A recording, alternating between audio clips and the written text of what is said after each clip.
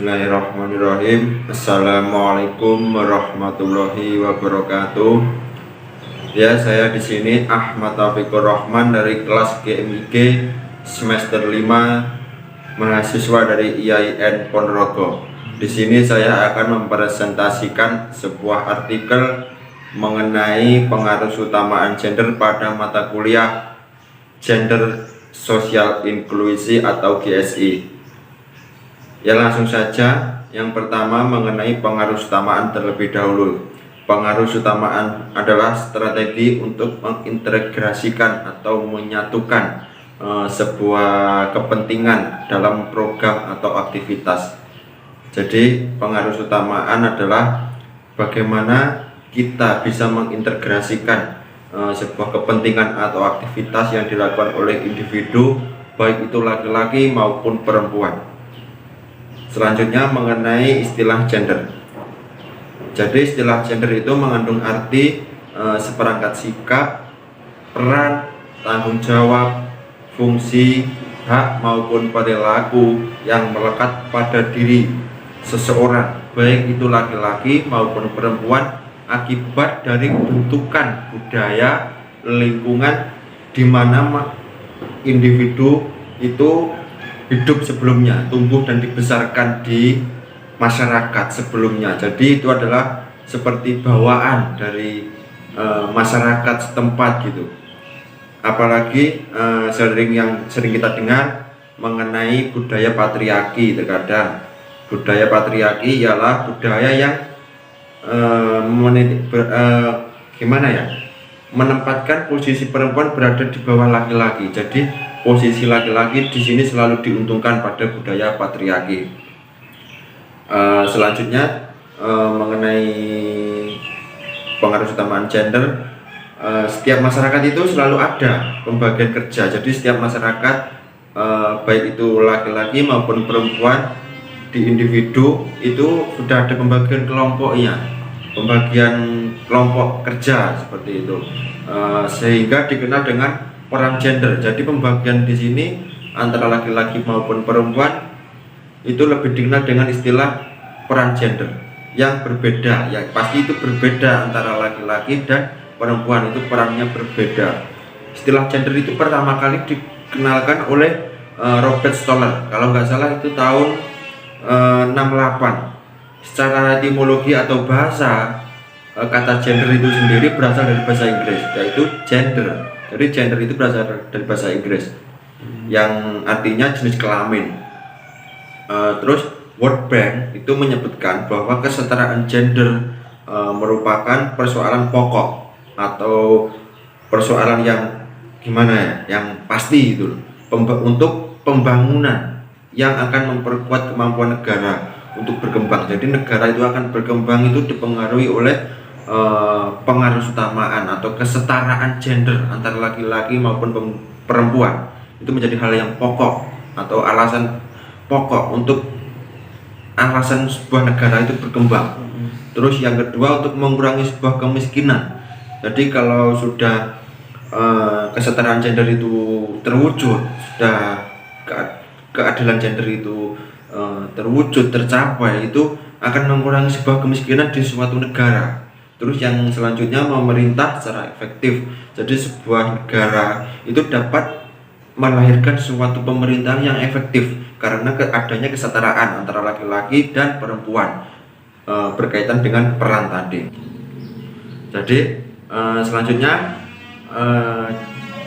gender dalam perkembangan di Indonesia itu terlihat pasca reformasi atau pada masa Presiden Gus Dur atau Abdurrahman Wahid ya.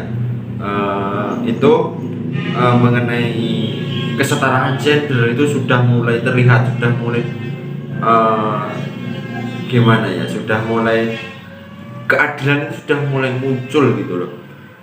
Itu melalui Impres nomor 9 tahun 2000 tentang pengaruh utamaan gender dalam pembangunan nasional. Impres ini memastikan seluruh proses pembangunan nasional dari seluruh wilayah Indonesia dari hulu ke hilir, dari Sabang sampai Merauke itu harus mempertimbangkan kesetaraan gender. Jadi semuanya itu harus mempertimbangkan mengenai kesetaraan gender.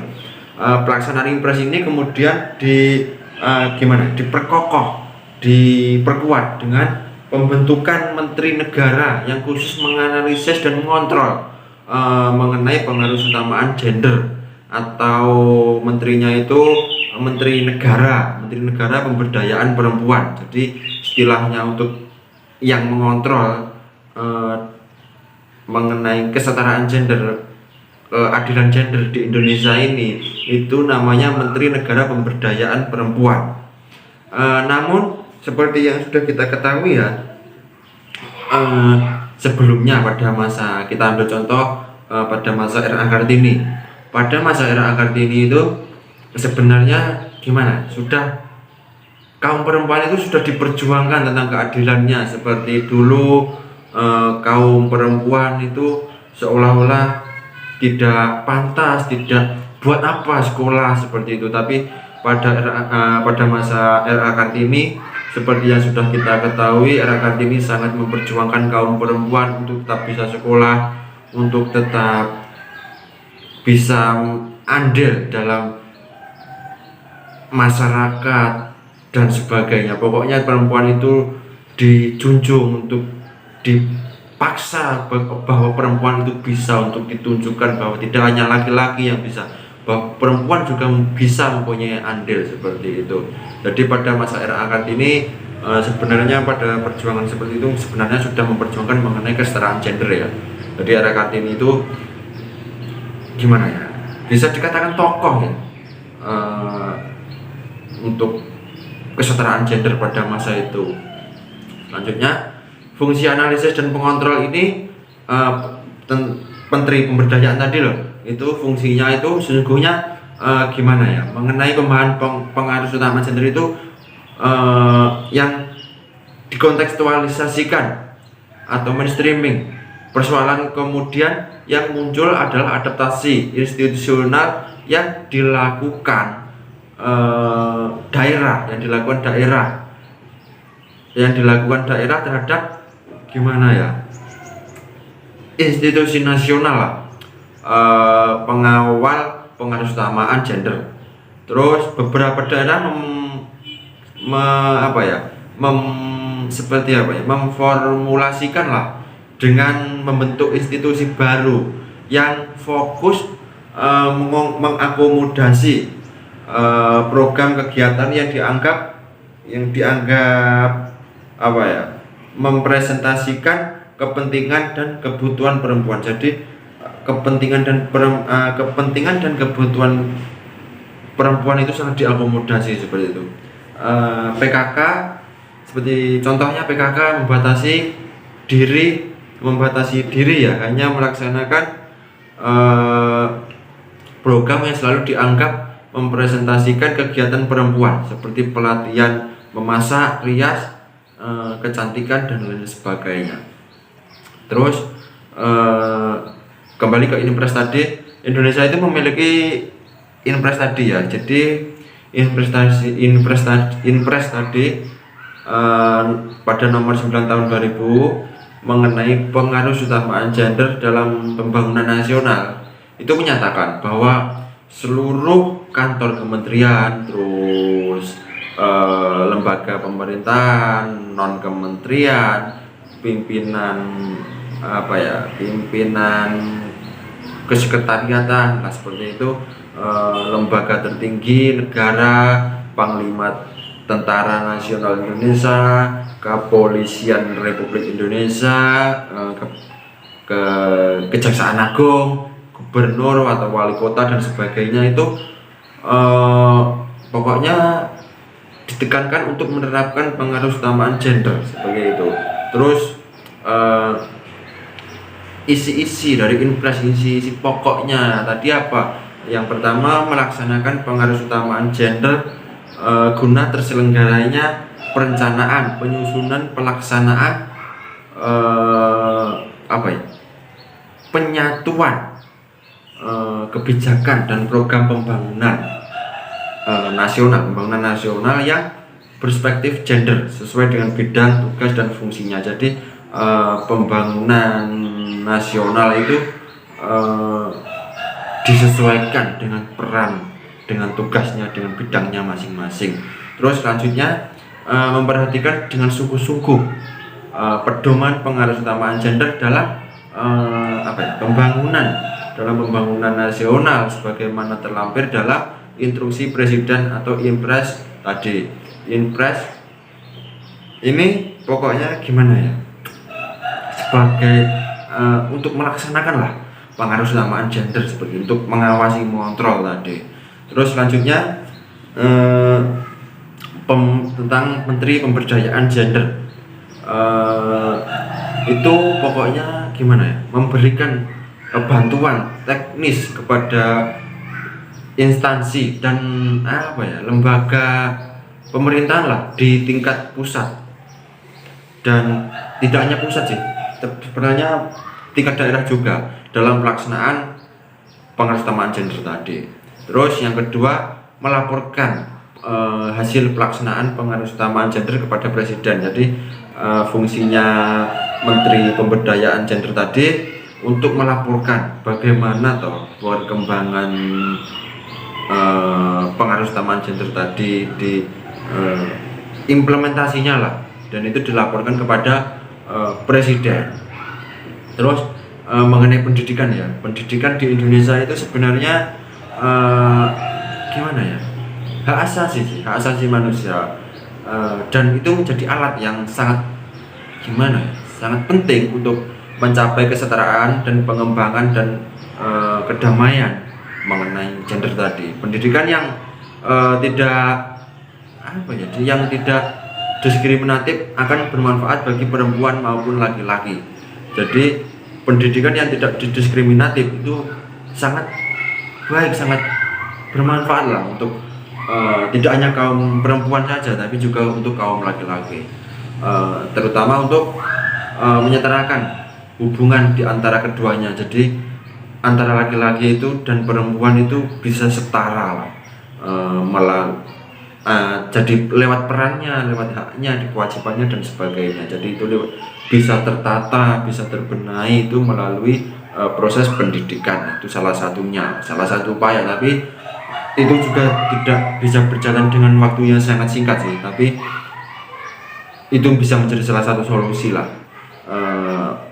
Sebagaimana Permendiknas ya, itu kalau nggak salah nomor 20 tahun 2007 tentang standar presiden, standar penilaian pendidikan. Jadi di nomor 20 tahun 2007 itu membahas tentang standar penilaian pendidikan, yang menyatakan bahwa salah satu prinsip penilaian adalah adanya unsur keadilan, tanpa membedakan agama, suku, ras, gender dan lain sebagainya. Jadi di dalam Permendiknas nomor 20 tahun 2007 ini memberi pernyataan tentang penilaian, tentang bagaimana menilai sebuah di dalam pendidikan itu tidak boleh membedakan antara agama, ras, dan gender lah sebagainya. Terus mengenai pemberdayaan politik perempuan lah, seperti yang kita ketahui ya, di negara Indonesia di mana masyarakatnya banyak yang menganut budaya patriarki seperti yang saya jelaskan tadi di awal. Budaya patriarki di mana budaya itu adalah yang sangat menguntungkan kaum laki-laki, di mana perempuan selalu berada di posisi di bawah laki-laki. Pokoknya kaum perempuan itu dibuat gimana ya, seolah-olah pahamnya itu kaum perempuan itu seorang yang lemah, yang selalu yang enggak bebani sih, yang agak lemah lah, seperti itu pokoknya biasanya kalau perempuan itu bekerja di bidang publik ataupun domestik itu seolah-olah kurang mampu gitu loh. Jadi semuanya itu serba laki-laki, yang seolah-olah yang pantas itu hanya laki-laki, yang bisa hanya laki-laki, seperti itu.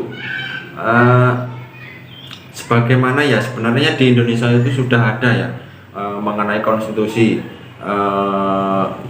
yang termasuk dalam HAM,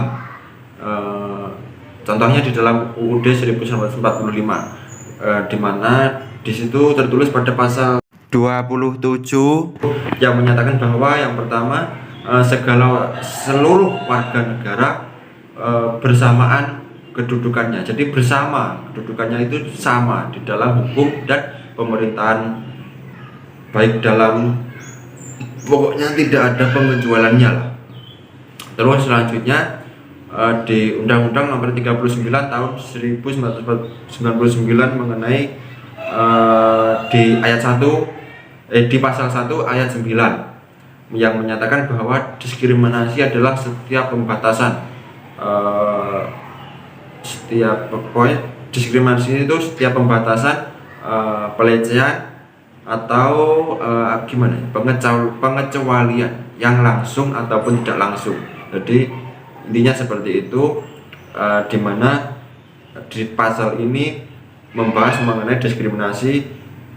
Itu adalah salah satu cirinya adalah adanya pengecualian, pelecehan, dan pembatasan, seperti pembatasan peran perempuan tadi, yang sangat dibatasi dibanding laki-laki, yang sangat laki-laki seolah-olah kan bebas memilih perannya, seperti itu, lebih dihargai lah di bidang publik maupun di bidang domestik.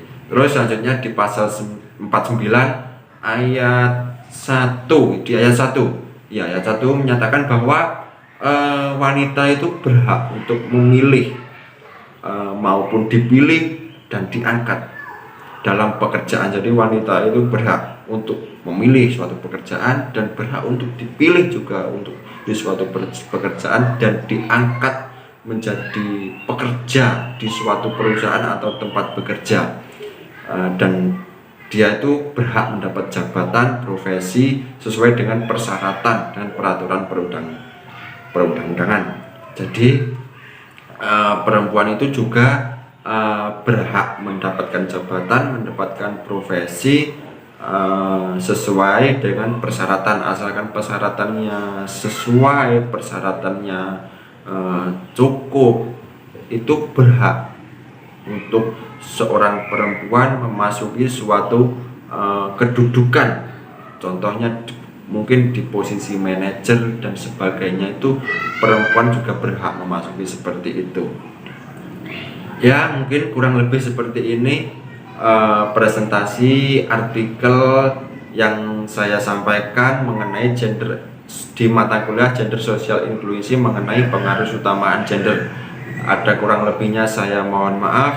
Apabila ada pertanyaan silahkan ditulis di kolom komentar, nanti kita cari sama-sama. Terima kasih untuk semua teman-teman kelas GMIG dan untuk seluruh yang ikut belajar dalam mata kuliah Gender Sosial Inklusi ini, terutama untuk ibu dosen yang telah membimbing. Saya ucapkan terima kasih. Akhirnya, assalamualaikum warahmatullahi wabarakatuh.